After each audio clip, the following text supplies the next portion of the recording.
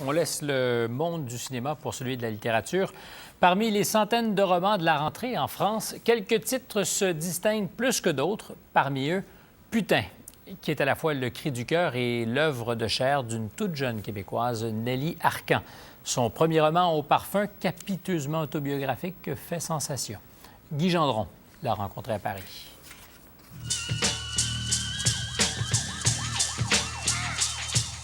Je suis quelqu'un de très dur.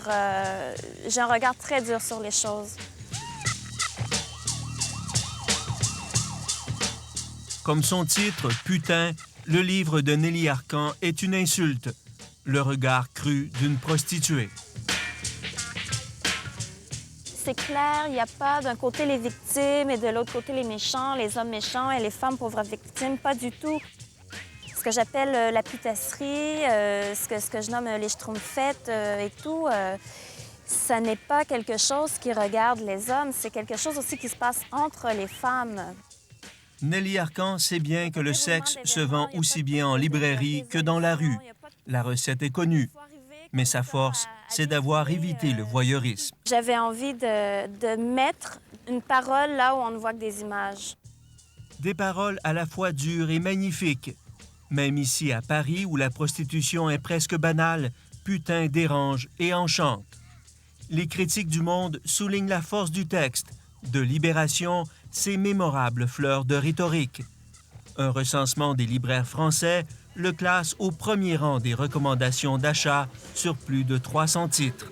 Je suis contente qu'on me reconnaisse une écriture. Je suis contente de ce frémissement, c'est inespéré. Puis, dans ce sens-là, ça a valu la peine que j'écrive cette horreur.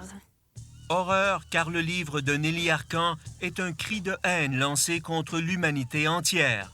Le hurlement d'une putain, fière de l'être et qui veut en mourir. À cet opposé de happy end, j'y tenais beaucoup. Parce que il y a parfois des choses qui sont irréparables et ça existe. Mais les happy end aussi existent pour cette étudiante québécoise en littérature qui lance son premier manuscrit comme une bouteille à travers l'océan, repêché par une des plus grandes maisons d'édition françaises. Je m'y attendais pas. Je m'attendais pas à être publiée au Seuil, premièrement. Ça a été... j'ai fait ça un peu comme on achète un billet de loterie, hein? Ouais. Il lui reste maintenant à composer avec le succès qui s'annonce trop rapide. Une mise à nu dont elle n'avait pas mesuré toute la portée. Je sais que les gens veulent que ce soit vrai, que c'est ce qui motive leur intérêt, mais ce texte existe en dehors de tout ce que je pourrais en dire.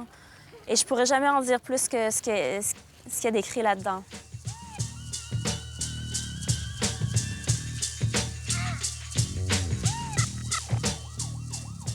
Guy Gendron, Radio-Canada, Paris.